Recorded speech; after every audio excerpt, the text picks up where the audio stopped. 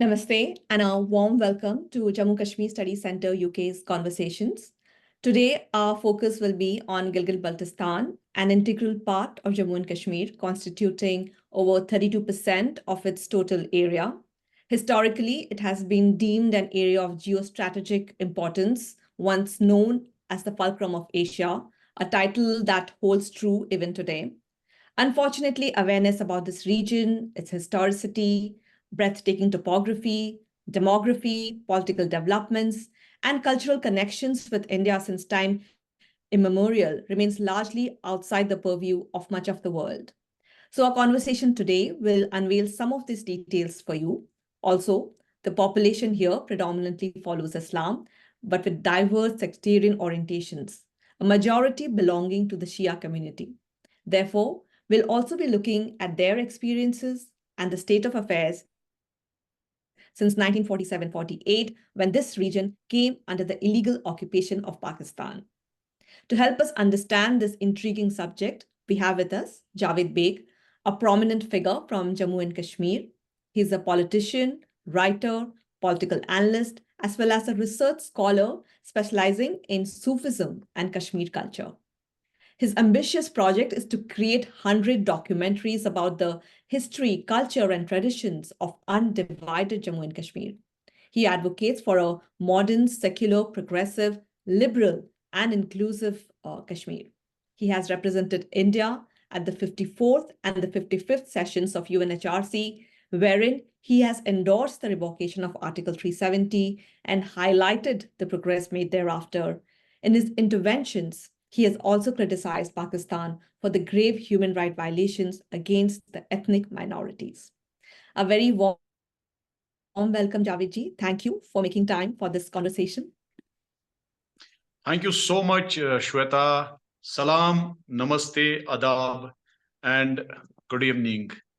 I'm highly thankful to you and in this institution, Jammu Kashmir Study Circle, your platform, amazing platform for inviting me, and for the most important and special topic, which is very close to my heart and where I find my ancestral land and the historical and ethnic connections, which is Gilgit and Baltistan. Thank you so much for inviting me.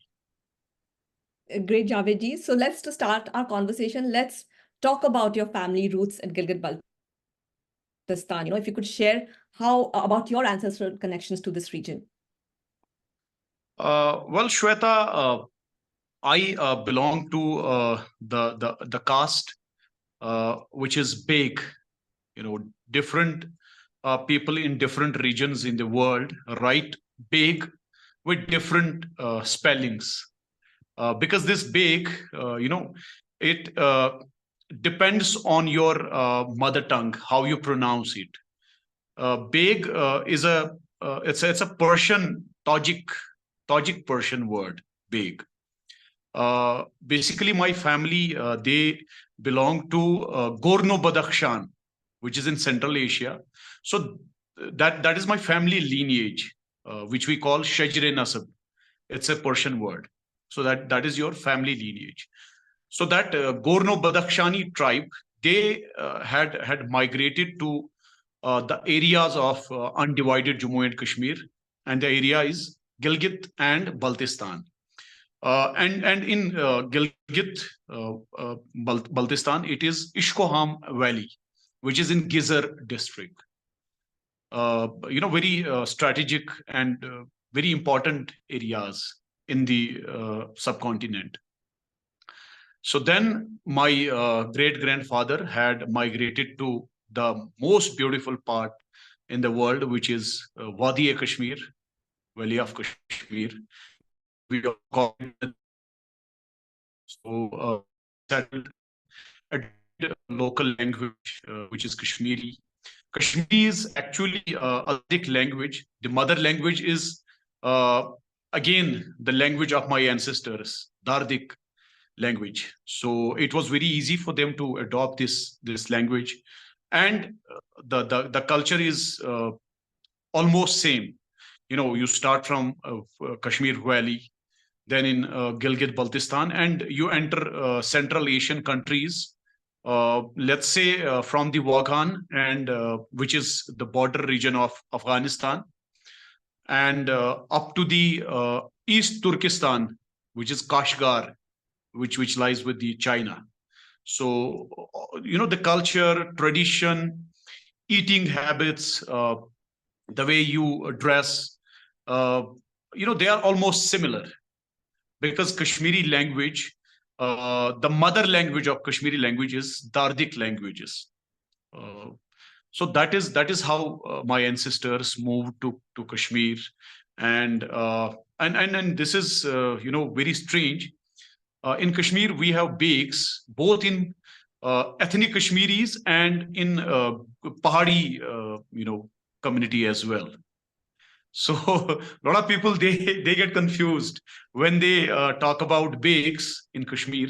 So they usually get confused. And we have a substantial number of Beighs in Gilgit and Baltistan, a substantial number of Beighs in Tajikistan, Uzbekistan. And we have Beighs in Persia also, now Iran. We have Beighs in Azerbaijan. We have Beighs in Turkey also. Javed ji, in Gilgit-Baltistan, you also is a place where you had found, the Gilgit manuscripts, which were the oldest surviving Buddhist scriptures. And there are also numerous, rock carvings, scripts, and petroglyphs, which also depict the pre-Islamic culture. So will you be able to shed some light on on that history of this land? Yes, Shweta, it's not only in Gilgit and Baltistan areas. Across undivided Jammu and Kashmir, Buddhism was practiced for a long time. More than 30,000 shloks were written. Buddhism shloks were written by Kashmiris in Kashmir, and then it was spread, in entire world. More than 30,000 shloks, and one of the largest gathering happened very close to my hometown. That was also in Kashmir Valley, and Buddhism spread from Kashmir Valley to other parts, including Central Asian countries. Yes, obviously there are a lot of historically very important places across Gilgit and Baltistan, across Leh and Kargil districts of Ladakh. I have almost visited every religious place in Kargil, Zanskar, Leh, and Nubra Valley. And I wish I get a chance to visit our Gilgit and Baltistan one day, and we'll try and explore those places. I have read a lot about what you mentioned, but I am eagerly waiting for that opportunity to knock, where I might get a chance to visit those parts in Gilgit and Baltistan. So historically, this whole region has been a heavenly abode of different religions before the advent of Shaivism, which we again feel proud of, that the architect of Shaivism, Mahacharya Abhinavgupta, who lived just 100 meters from my home in main town Birawa, where important place and historically very holy, a small mountain called Beiram. There he started his endeavor of preaching Shaivism, and then he tried to spread it to entire world, and returned to that place only, where we have a holy cave in his name. And it is believed in 10th century he returned along with his 1200 students, disciples, entered that cave, which still exists, and never to return. And it is still a mystery. So even that polymath, that great scholar, has also visited all these places, including Gilgit-Baltistan and all Central Asian countries. He's being considered as the main architect and father of aesthetics. He has written many books on aesthetics. And he is again being considered as the founder of classical music and dance. So we as Kashmiris feel proud of being one of the oldest civilizations on earth. Absolutely. Kashmir has been home to so many cultures and faiths, and it has just embraced all of that. Now, Javed ji, coming specific to Gilgit-Baltistan, now and the demographic makeup of this region. I mentioned before about the various sects of Islam. So, if you could elaborate more for our viewers on that and any other pertinent factors. Well, Shweta, the religious composition of this whole area, Gilgit and Baltistan, is very diverse, and this society is inclusive. Out of total population, Shia, which is a particular sect in Islam, makes 50%, and Ismailis, another sect of Islam, which is again being considered as Shia sect.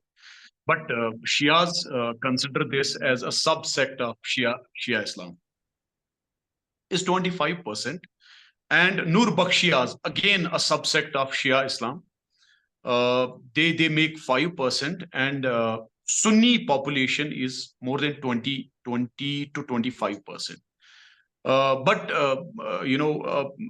total Shia, Ismaili, and Nur Bakshiya population used to be 85% to 90%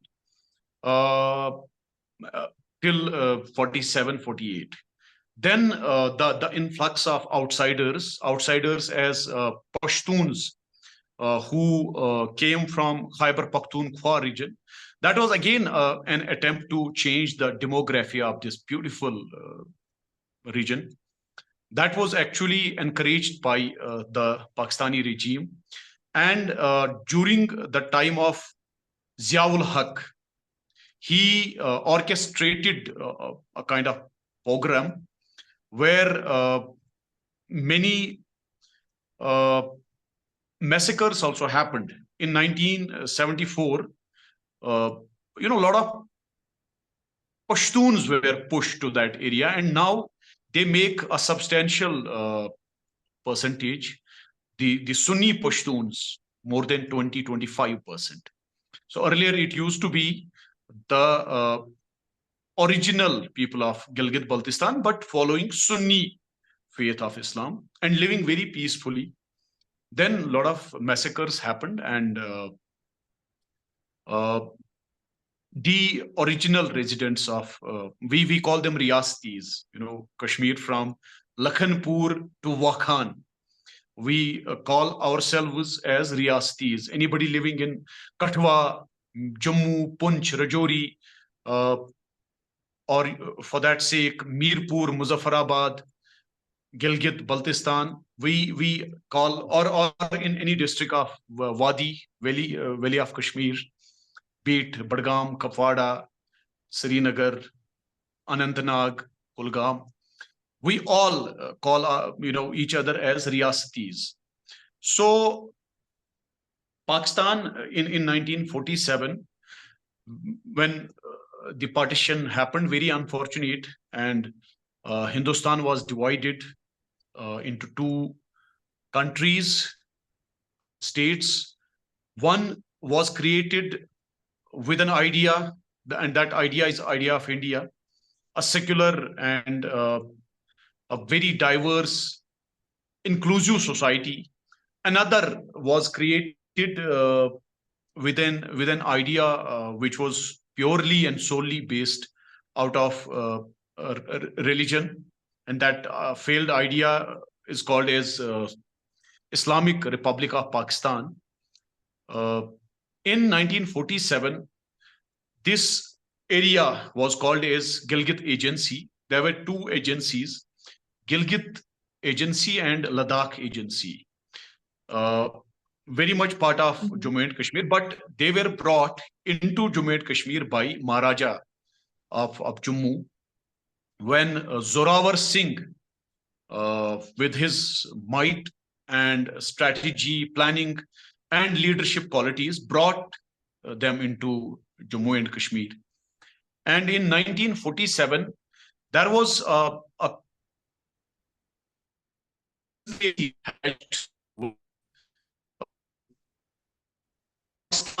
brought it into their control with the help of Major General William Brown. He was a treacherous person, a British general with the same mindset of that colonizing mindset. He not that there was a popular moment to join newly created state of Pakistan. No, they were brought into this newly created Pakistan with an intention to make them a colony of this newly created state of Pakistan. That is when our erstwhile state of Jammu and Kashmir was divided into pieces. It was basically the demographic change happened in this entire region on that day when Gilgit and Baltistan was even given a different name. Northern areas, उनका नाम तक छीन लिया गया था, and that too up to 2009. Nobody knew where this Gilgit agency went, where the Ladakh agency went. In fact, the Pakistani army, with the help of Kabilis, they tried to enter Ladakh when Indian army came to save Ladakh. Otherwise, there would have been a grave massacre of people of Leh, especially Buddhist people of Leh. So this Skardu was part of Ladakh agency until 1947-48. So Pakistani army took it illegally and is still controlling that part. So similarly with the people of POJK, Pakistan occupied Jammu Kashmir, they did not accede with the newly created state of Pakistan. That was actually brought under the control of Pakistani establishment. That is again illegally and without the will and wish of people of Jammu and Kashmir. On the other side, our ancestors and with the visionary leadership of Maharaja of that time, we have signed an instrument of accession with the Union of India. So this area, Gilgit and Baltistan, has historically remained part of the erstwhile state of Jammu and Kashmir. And even the geography, topography, cultural affiliations is again with the rest of the Jammu and Kashmir. Other side, the Pakistan state, which is being run by Pakistani Punjabi Muslims, they continue to keep it as their colony. They don't have rights in that federal structure. People of Gilgit and Baltistan does not carry the rights what other parts of Pakistan is enjoying. POJK was given a name, for the namesake, they were given a name Azad Kashmir. Again, which is prone in recent times, that hawks stands exposed now. The entire region is in mess. Last year, entire POJK and POGB, Pakistan occupied Gilgit-Baltistan, was in mess. And for the very basic rights, people in POJK, more than 18 people been killed in last 1 week by Pakistani rangers. Again, Pakistani Punjabi Muslims, they are actually fighting for the basic rights to get rice, atta, and other necessary and important items. So this whole region is divided. POJK has been made a different territory. POGB still continues to be a colony of Pakistan. And after so-called CPEC, that entire area is disturbed. So this is the present context and historical perspective of this region, Pakistan occupied Gilgit and Baltistan. So, Javed ji, you talked about CPEC. So, this region looks like has a lot of strategic importance. I mean, the British also leased a significant chunk of the area, Gilgit Agency that you had mentioned, from Maharaja Hari Singh in 1935, and now China has entered. And I know one can question if Pakistan's interest in this area is solely based on religion. So, what is your reading about this significant geopolitical interest in this region? Very true, Shweta. This whole area has a great strategic importance because in 1947, Russia, was trying to enter to this area to expand that idea of USSR, and China, the only land connection with rest of Pakistan is through Gilgit and Baltistan. China, started this CPEC the saal pehle, which is again a failure and has again changed the demography of that region. This area is strategically important, militarily, reaching out to Central Asian countries, and that old Silk Route, which is very important. That is the most strategic importance it carries. That is why China is investing in this whole area, which is again not in the greater good or benefit of the local citizens. But yes, strategically, it is very important. And historically, this area has always been very important for business, trade, military exercises, and Silk Route. We cannot deny that. Okay. No, definitely. There has been a significant interest. We can see that. Now, Javed ji, if you talked about about the state of affairs of the populace in this region, which is quite who are quite in a dire state since 1947 with Pakistan's illegal occupation. And even at the UNHRC, you have lambasted Pakistan for targeting the ethnic minorities, especially the Shias, right? And as part of our study center, we've come across accounts of sectarian riots, and if you could elaborate a little bit more on the genesis of these regions and perhaps highlight a couple of incidents to illustrate the tragedy that the minorities are facing or have faced.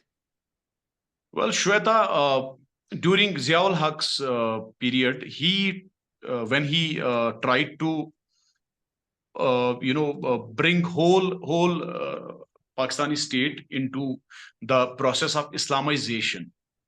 So he tried that idea in this region also, knowing the fact that this region is the only Shia majority region in whole Pakistan. He actually tried to Islamize this whole region, which he miserably failed. But yes, there were a lot of massacres during his period. One very infamous massacre was during the holy month of Ramadan, when some local Shia mosque announced the Eid while checking the crescent, and had some kind of misunderstanding with some local Sunni religious leader.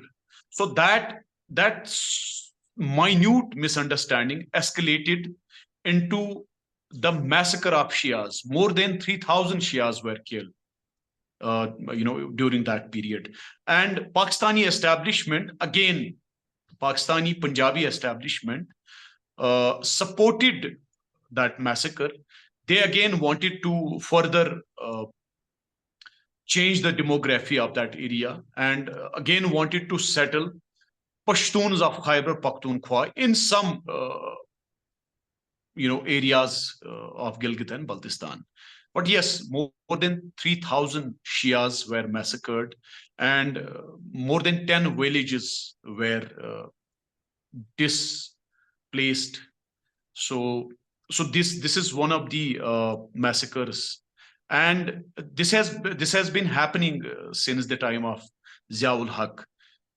Even last year, many Shias were killed, and Shias were protesting peacefully for their basic rights and establishment. There are some prominent Shia leaders, including Shabir Mayar, Mujtaba Hussain, a student leader and president of Red Cross, a university scholar. He was also put behind bars and was slapped by National Security Act, Shabir Mayar as well. A Shia Muslim religious leader, Aga Sayyid Bakir Hussaini, was also put behind bars and later released when public pressure was increasing. So this area has always been against Pakistani regimes, especially Pakistani Punjabi regimes. They have been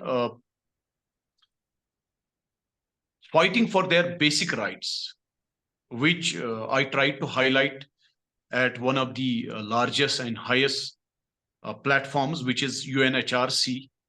So I tried it twice, and in future I will again, if I get a chance, to highlight the plight of people of Gilgit and Baltistan and people of POJK. Definitely. In fact, like you mentioned, looks like things are still brewing out there, because protests keep happening either in Gilgit-Baltistan, and currently there are ongoing protests in Mirpur Muzaffarabad. I remember this one particular incident last year where during the protest you did hear slogans like "Chalo Kargil Chalo." So is there are you in touch with some of the people there, and do you think there is a yearning among the people to re-establish their links with Kargil? Which you mentioned earlier, there is historical links out there. Yes, there are some people I met in Europe, and yes, seeing the prosperity, seeing the return of peace, the way Jammu and Kashmir is progressing, the quantum of development in this region. Definitely, they would want to join us. In fact, a couple of them, they are craving to come to India, explore India. And I'll take one very small example. The entire budget of POJK and POGB for a year is not even equivalent to the package of Jammu and Kashmir tourism. Can you believe?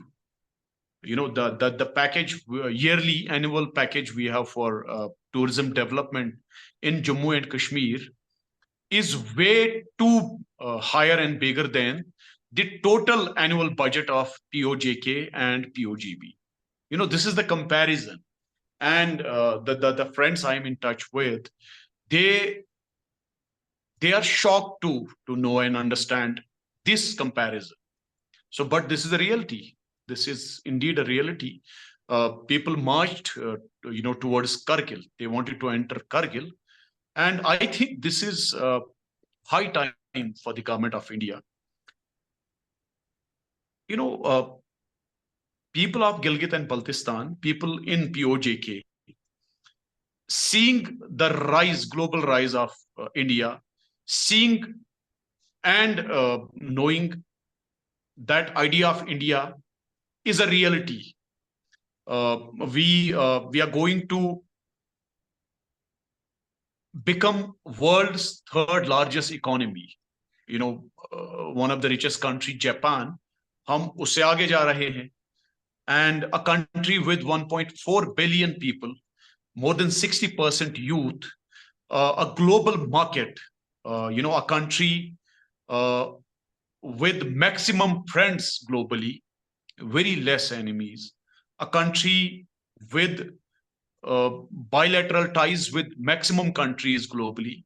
So definitely they would love to join us, but it is, the onus lies on New Delhi, how they respond to that feeling, to that aspiration, which is there for last 75, 76 years. So they are our riyasatis.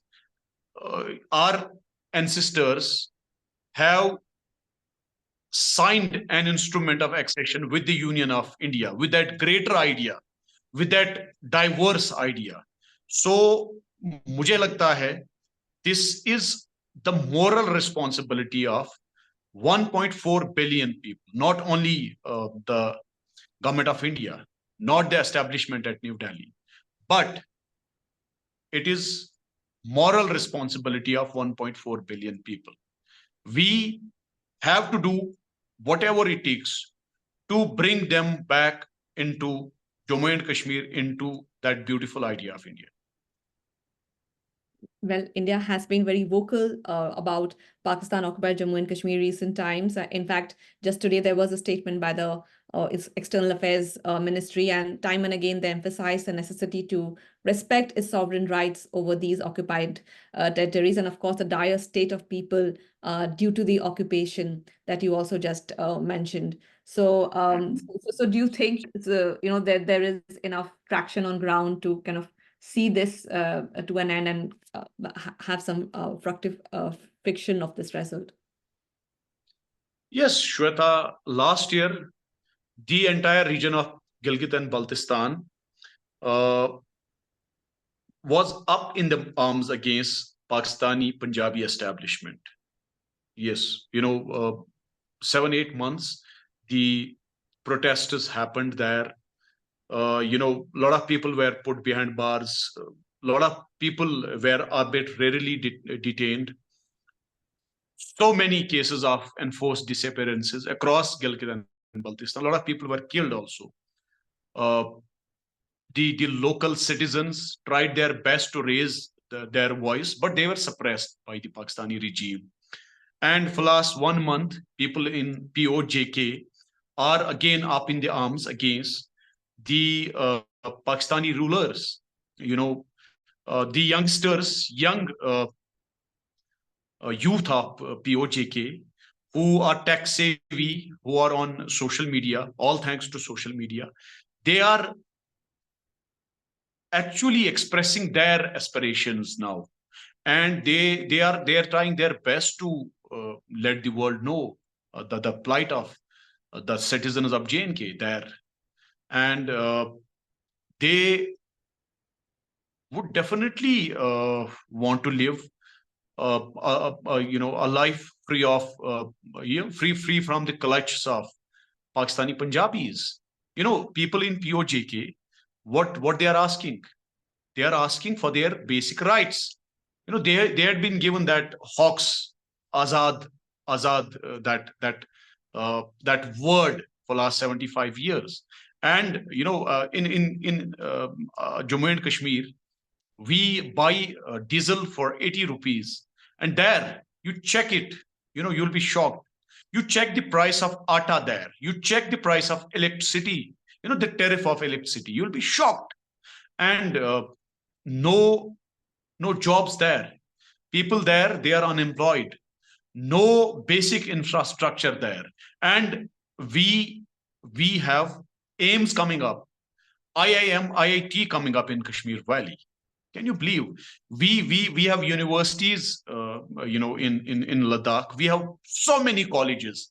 In every nook and corner of Ladakh, we have colleges. We have schools. Best infrastructure is coming up in Jammu and Kashmir, despite we facing terrorism for last 30-35 years, which was again sponsored by our neighbor. So I think this is high time, not only for the government of India, but for the citizens of India, to start talking, discussing and debating about the territories held illegally by Pakistan. Not many people in my country know about POJK. POGP. You know, the topography, geography, history, not many people know. I'm sorry, but yes, I find it very difficult to even discuss or debate with people in my country. They have very less knowledge about the historical facts of erstwhile state of JNK, and very few people know or try to research about POJK and POGP. Yes. Okay, no, definitely. Javed ji, if we come back to the Kashmir Valley where you stay, and there, you have 25% Shias as well. How is the state currently? How does that compare to Gilgit-Baltistan? Shweta, you will be surprised. I wish you come and visit Kashmir. I'll take you to almost every district, every tehsil of Kashmir Valley, Pir Panchal regions, Chenab regions, and Jammu division. Kashmir is blessed by that, feeling of Kashmiriyat, where people belonging or following different religions, people living in different regions, people speaking different languages, people following different cultures, traditions, living peacefully. In my village where I live, we have Shias, Sunnis living together. We have Sikhs also living in the same village. A village just a kilometer away from my village, my Kashmiri Hindu, Kashmiri Pandits are living there. In my hometown, which is Berwa, we have a historical and a very holy place called Bairam. It's a small mountain where we have the holy cave of Maha Acharya Abhinav Gupta, the polymath and scholar of 10th century, who is considered as the architect of Shaivism. And we have Gurdwara, Guru Nanak Charanasthan, just 100 or 50 meters from that holy cave. A historical Jama Masjid, which is again 100 meters from both of these holy places. We have an Imambada at Sonpa village, which is barely 500 meters from this place. All living together, we celebrate each other's festivals. We mourn each other's, deaths. That's how our society is. And Gilgit and Baltistan used to be like this only. POJK used to be like this only until 1947. But now situation is different. In POJK, situation is now out of control. Our people are dying there on daily basis. Pakistani Punjabi regime is suppressing them on daily basis for the very basic rights. Punjabi Pakistani regime is again suppressing people in Gilgit and Baltistan.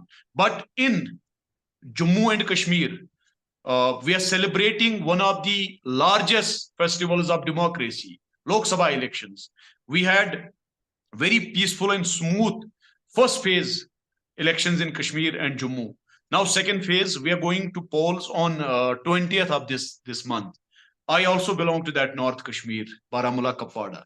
So people are actually understanding and seeing that change we have been longing for last 35 years.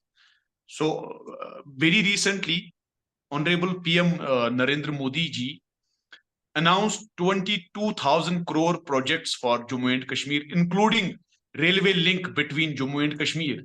They're going to inaugurate that in a month or two. And, this is how Kashmir is progressing. Kashmiri youth are going international.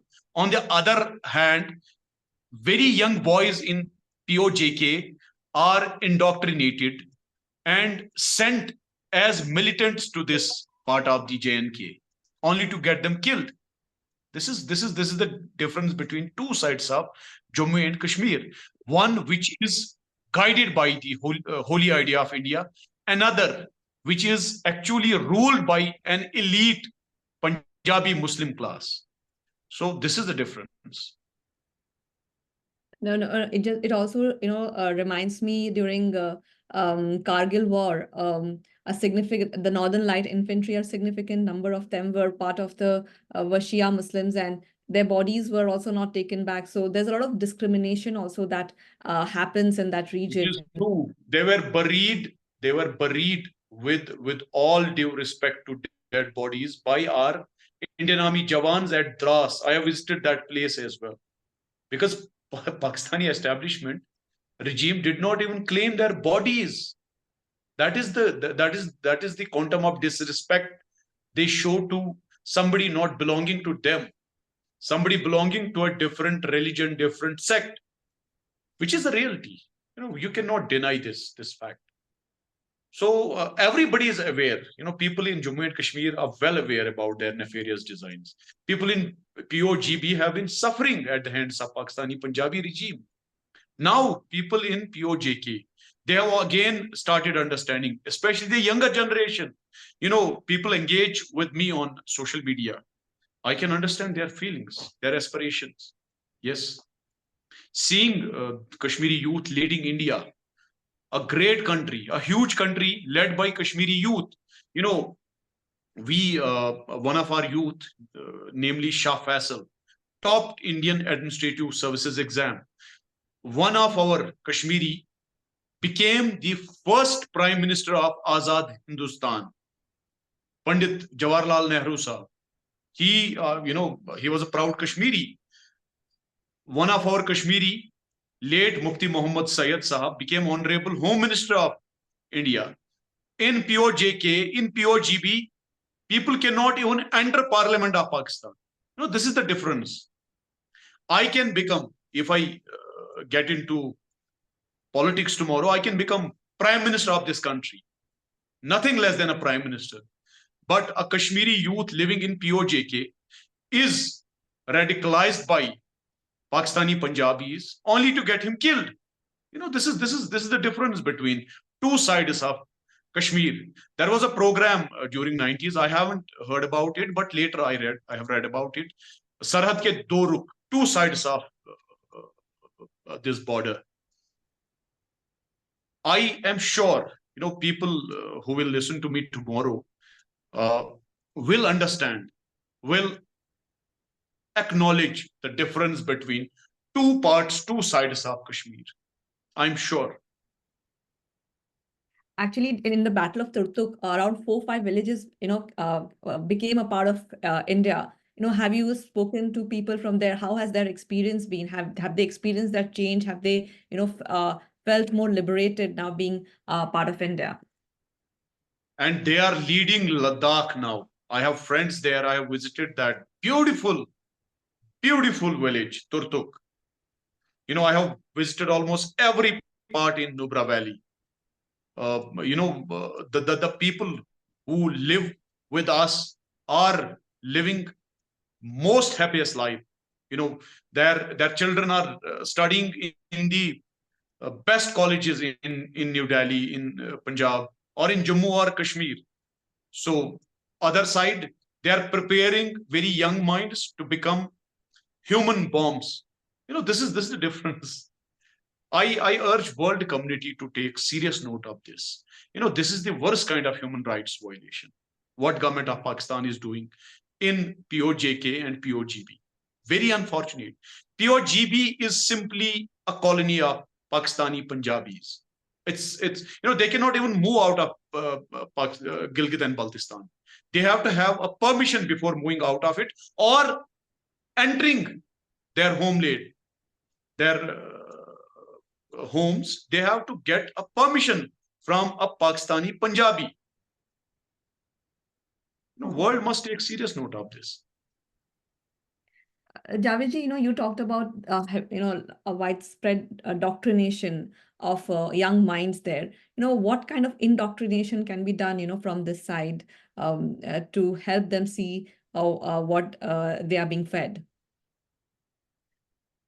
See, Shweta, all thanks to social media, people are connected, from different continents. And these young boys and girls, they have an easy access to internet and social media. The way religious radicalization was spread across Pakistan, which resulted in the uncontrolled hatred towards other religions, other sects, people following a different way of life. On a daily basis, we see people getting killed across Pakistan, religious places bombed, people belonging to other religions being lynched in their places of worship, people belonging to different sects being targeted, even in the holiest places like Imam Badas, masjids. On the other side, people living in Kashmir, they see a different world altogether. Very recently, when we went to offer Friday prayers, I was shocked.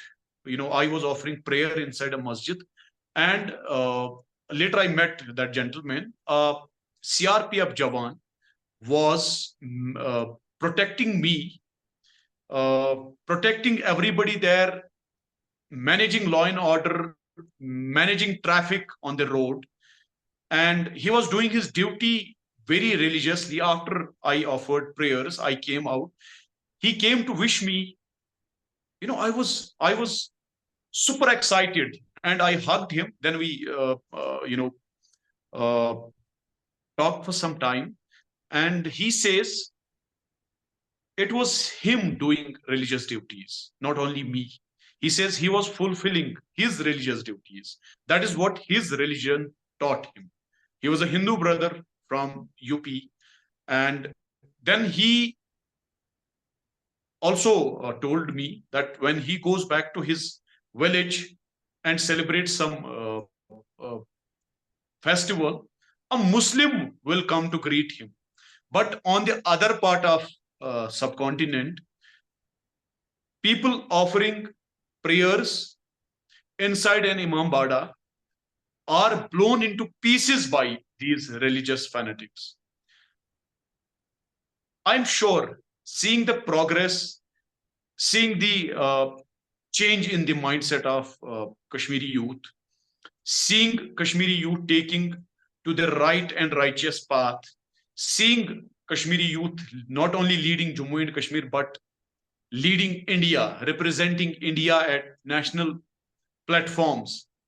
I'm certain and sure the young minds in POJK will realize, and I'm sure the young children across Pakistan will accept and acknowledge the role of youth of Kashmir. I'm sure. Absolutely, Javed. And my last question to you would be, as a fellow, Shia, as a fellow Kashmiri, what message would you have for the people of, Gilgit-Baltistan and even Mirpur Muzaffarabad? Shweta, I don't consider myself a Shia or a Sunni. Uh, I consider myself a human being. Then I am a Kashmiri and a proud Indian. For me, Kashmir, Kashmiriyat, idea of India, Ganga Jamuni Tehzeeb is my legacy. I will do whatever it takes to protect that legacy, strengthen that legacy, carry it forward to the generations to come. People of Gilgit and Baltistan are my Riyasatis. I love them the way I love my family, the way I love 1.4 billion family, greatest family in the world. I have been to almost every part of my country, almost every state, union territory, every famous city. I have met almost people from every nook and corner of my country. To the people of my Gilgit and Baltistan, trust me, idea of India is holy. It's beautiful. We Kashmiris, including you, including POJK, we proudly say that we live in the paradise on earth. Kashmir is paradise on earth.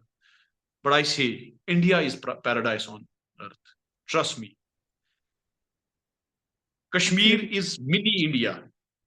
And how proud we all feel about Kashmir, Jammu and Kashmir for that sake. Trust me, when you know about India, you will have a huge Kashmir in that India, what I have understood. That idea of India is actually the idea of Insaniyat, idea of Kashmiriyat. Absolutely, Javed ji. We will be together soon. We always think about you.